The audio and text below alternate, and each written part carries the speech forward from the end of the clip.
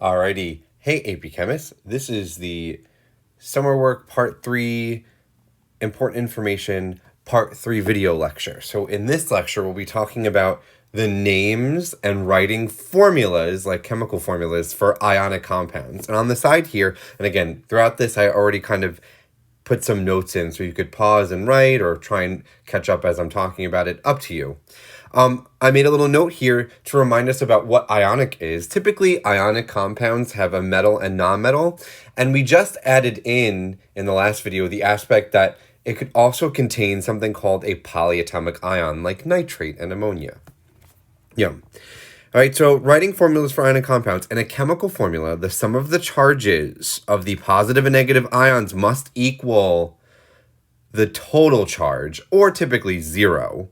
And so in a chemical formula, the sum of the charges of the positive ions must equal the sum of the charges of the negative ions, or they're not going to have an overall 0 charge. And we'll see that in a moment. And specifically for ionic formulas, we typically write them in the smallest whole number ratio, kind of like empirical. We will never write them molecular. So for example, I have Mg2O2. No, that is not an ionic formula. I would have to simplify by dividing both of them by 2 and get MgO. So now we're going to start just briefly learning how to write ionic formulas, and then we'll name them. So here are two examples. I already have one kind of written out here. Write the formula for the ionic compound that forms between aluminum and oxygen. So the first step is you're going to have to write the symbol and the charge for both elements. Now, I already have this kind of pasted on the next page here, but here are some common ions that we know that are formed. So like group 1 typically form +1, group 2 typically forms +2. We have this group 3 that typically forms +3. Over here, group 5 typically forms -3. Then we got group 6 -2, and then group 7 -1.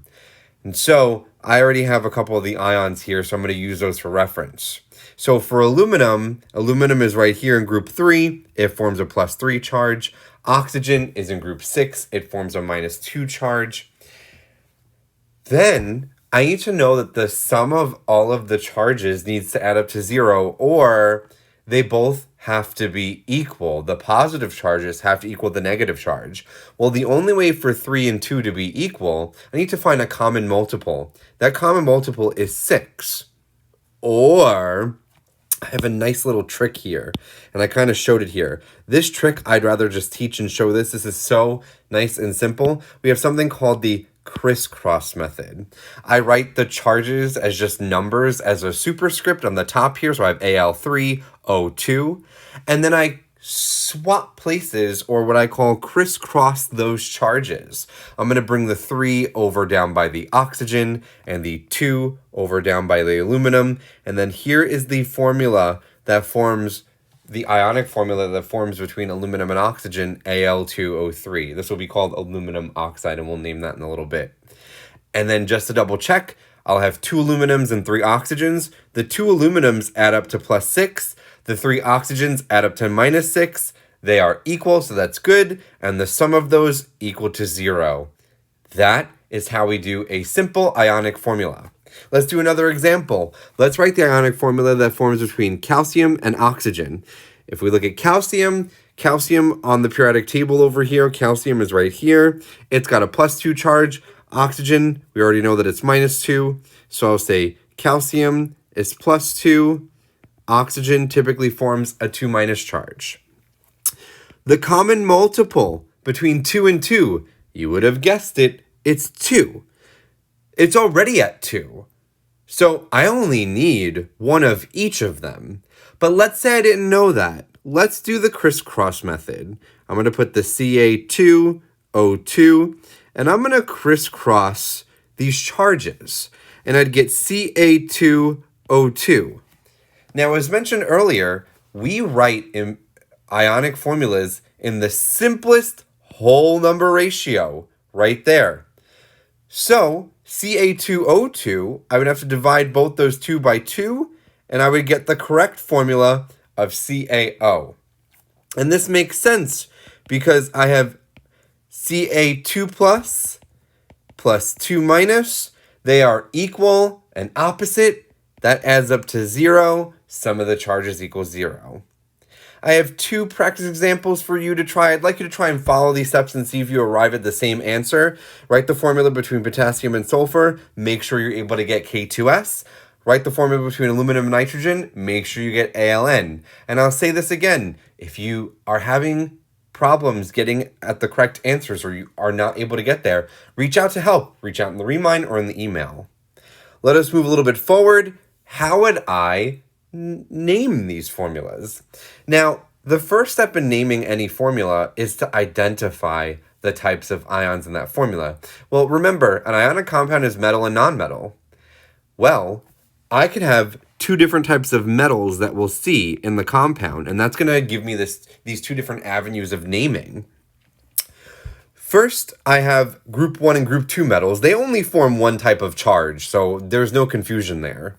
And then silver and zinc. These end up being my least favorite elements, and that's just a fun fact about me. But silver and zinc, they only form one charge. Silver will always be +1. Zinc, Zn, will always be +2. These are kind of lumped in with the metals that only form one type of charge or ion.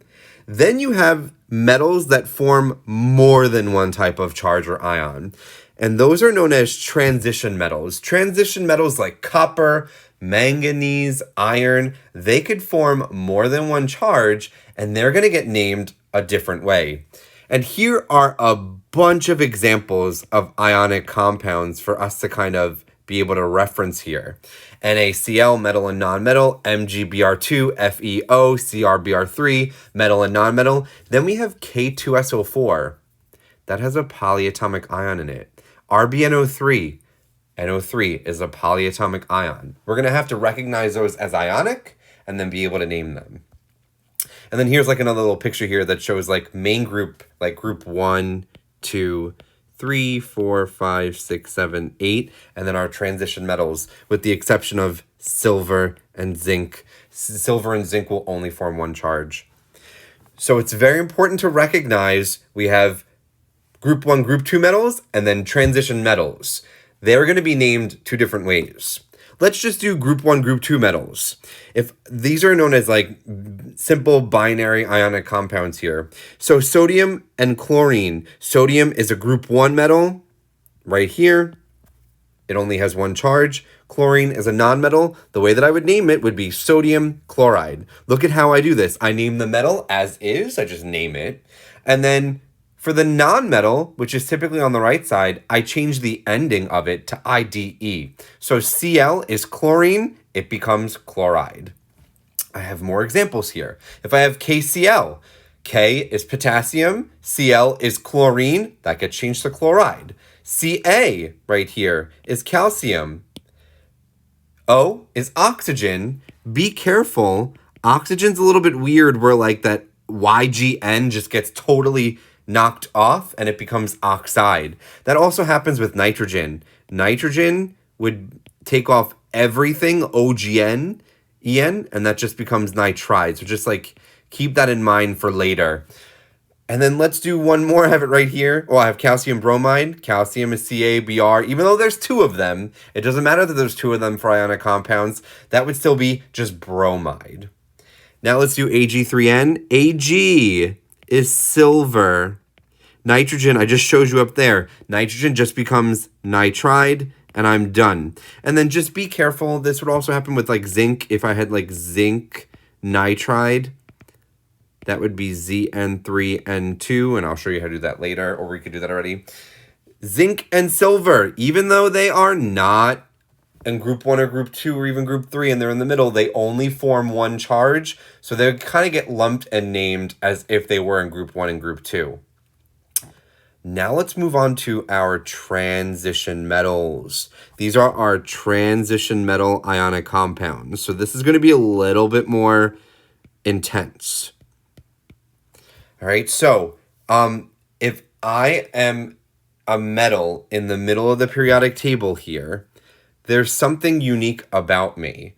I will form more than one charge or more than one ion. And if that happens, I don't know how to differentiate in my name. If I just say like iron chloride, I don't know if it's FeCl, FeCl2, FeCl3. I need more information. So for these types of metals, the name of the cation is followed by a Roman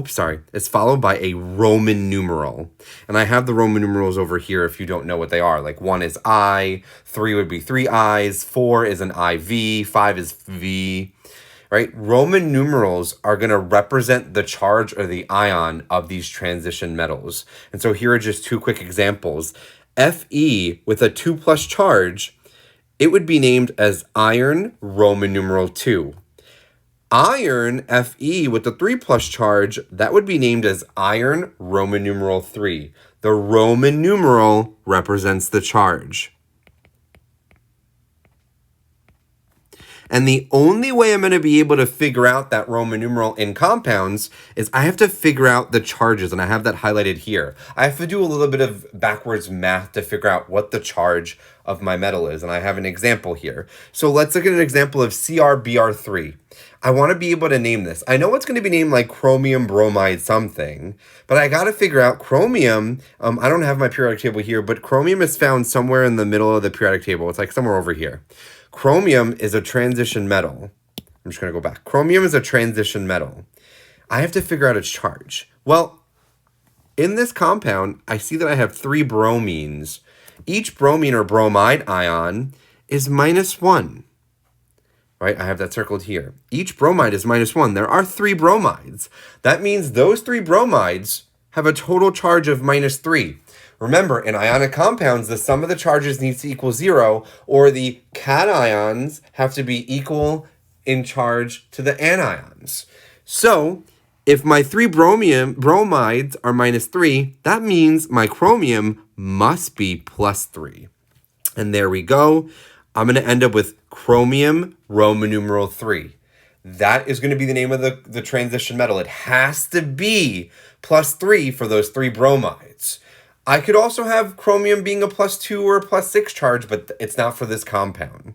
And so I would name this as chromium Roman numeral 3 bromide. There is no space typically between the name of the cation and the parenthetical number indicating its charge, the Roman numeral. So the full name is chromium Roman numeral 3 bromide. If I had CrBr2, this would be chromium Roman numeral 2 bromide.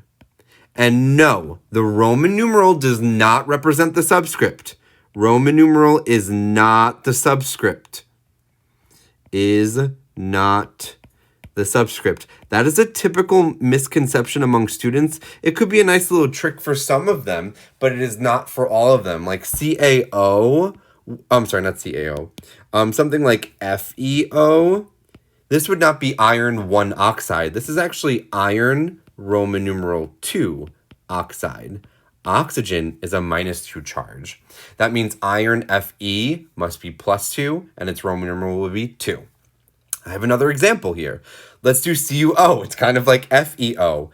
Oxygen, as I'm showing up here, I know I keep on going back and forth, but I want to make sure that you see that. Oxygen, make sure you know that oxygen as an ion, it's a -2 charge, oxide. So, oxygen is -2. That means copper must be +2. There's only one of each of them in CuO here. The sum of the charges needs to equal 0, adding up to 0, or the negative charges has to equal the positive charges. So if the negative charge is -2, that must mean copper is +2. Therefore, its name would be copper. Since its charge is +2, it would be Roman numeral 2 oxide. If I wanted to name PbCl4, I could do something similar. Cl is -1. How do I know? I'm going to keep on referencing this, and you have periodic table and other notes, but Cl is right here. It's a group 7 element, so it forms a -1 charge. As I could see in this formula, there are 4 of them. Those 4 add up to -4. That means I must have +4 for my Pb. Pb must be +4.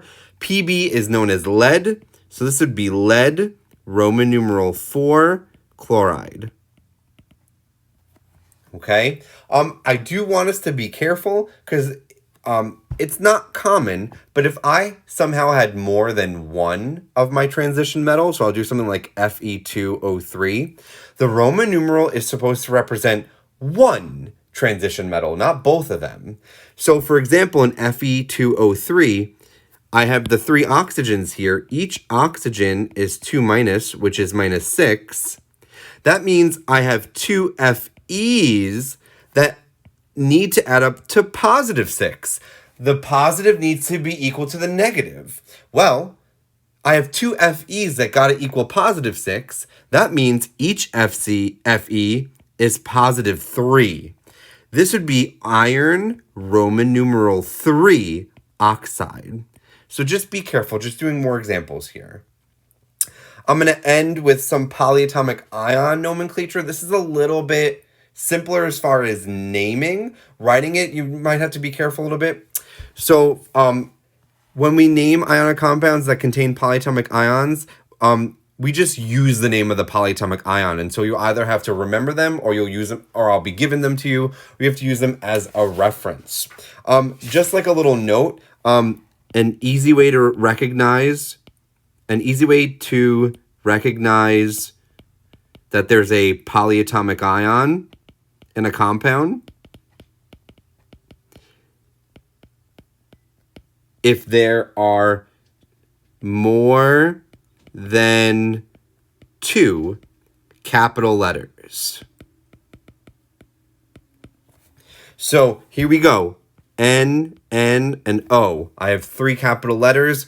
I must have a polyatomic ion in there. And the way that this would be named is I have Na, which is sodium. NO2 is a new polyatomic ion for us. That's called nitrite. The way that I would name this would be literally sodium nitrite. I don't change anything with the naming. I just use it as is. Do the same thing with FeSO4. Be careful. Fe is not in group 1 or in group 2. Fe is somewhere in the middle here. Fe is a transition metal, so it will need a Roman numeral in its name. Fe is iron, but I got to figure out its Roman numeral. Well, sulfate, SO4, has a 2 minus charge. How do I know? I have a nice little table down here for you. Sulfate is a 2 minus charge. That must mean that iron needs to be a plus 2 charge, and so this would be called iron, Roman numeral 2, sulfate. And then finally, if I have 2 polyatomic ions together, they would just be named as is, ammonium nitrate. And I have a table or a list here of polyatomic ions, and I've highlighted the important ones for AP Chemistry. It would do you good or it'd service you well if you were to remember and maybe even memorize these polyatomic ions and be familiar with them. The AP exam is not really big on you like memorizing names, but being familiar and recognizing them will be super helpful. And then here I have 3 practice examples for you. I did make a note at the end here. I forgot to mention this right here. Just a little note. I'm going to make this a little bit bigger. Note, if there is more than one polyatomic ion, like in a compound, you need to use parentheses around the polyatomic ion. So here's like a little quick example. Here's calcium hydroxide. I need 2 hydroxides in this compound. So I would get parentheses OH, parentheses 2. And that 2 means I have 2 hydroxides. It'd be Ca2 plus and then 2 OH minus, OH minuses. It's just a little note. And that's good for example 7 here, because in example 7, I'll need 2 phosphates. And so it'd get like a parentheses PO4 and 2. And you could do this with the crisscross method. If I want to write the formula for cobalt 2-phosphate here in your examples, cobalt, Roman numeral 2 means it's 2 plus charge. Phosphate, PO4, 3 minus charge. I could do the crisscross method. I'll need 3 cobalts, and I'll need 2 phosphates. But since I need 2 phosphates, I need to put parentheses around them. Keeping that 4 with the O. I'm not splitting up that 4. It's a polyatomic ion. There are multiple atoms to make an ion. It's got to stick together. I don't break apart the polyatomic ion. And I put a 2 on the outside of the parentheses. I have 2 other examples here for you to work out. I gave you the answer, and again, if you cannot arrive at these answers, seek help. That could be the best thing you do. If you're like, this isn't helping, I need a little bit more help, reach out. All right, so this was a big lecture with naming. You were going to do exercises 6 through 10 here, and I gave you some answers. For 6 through 10, you're basically either giving me the name of the formula, writing the formula, trying to combine and give me compounds that form. Like for 6, write the formula that forms between the two elements.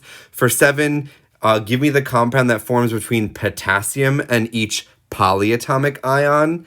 I gave you some answers here, but I'll give you some more. Acetate is C2H3O2 - 1. And don't forget that potassium is K+. That's the charge that it forms, +1. And I gave you 2 answers here. For number 8, I want you to name each compound. And I said, be careful, they're transition metals. I did A for you. That's tin, Roman numeral fluorochloride. I also did F. CrCl2 is chromium, Roman numeral 2 chloride. For number 9, I did B for you. You have to write the formula for each. The best thing you could do is go from the name, write the formulas like I showed you. How do I write formulas? Right over here, like on the first page here. The best way to write formulas is first you gotta write the symbol from each element and its charge. Then you could do that nice little crisscross method, and then boom, you have your formula. And so I did one example already here for you. Copper, Roman numeral 1, means copper is a +1 charge. Iodate, it's not on your polyatomic ions sheet, but it's IO3 - 1. If I do the crisscross method, I only need one of each of them, and so I arrive at CuIO3. And then for number 10, I wanted you to name each compound. XeO3, I didn't mean to have A there for you. That's actually for the next lecture. That's just xenon oxide for right now. If I were to name it with ionic compounds. The real name of this would be xenon trioxide, but that'll be in the next lecture. That doesn't really go with this lecture. It was just an accident. And then I gave you the answer to 10C, COSO4. CO is cobalt, and then sulfate is 2-. Since there's only one cobalt, that must mean that cobalt must be 2+, and there's that Roman numeral. Alrighty, if you have any questions or concerns about naming and writing formulas, reach out. It's not going to be big in AP Chemistry that you just have to start out and write and name a formula, but it's important to recognize it. So this is just good practice to get a little bit of general chemistry knowledge, and you'll use it later.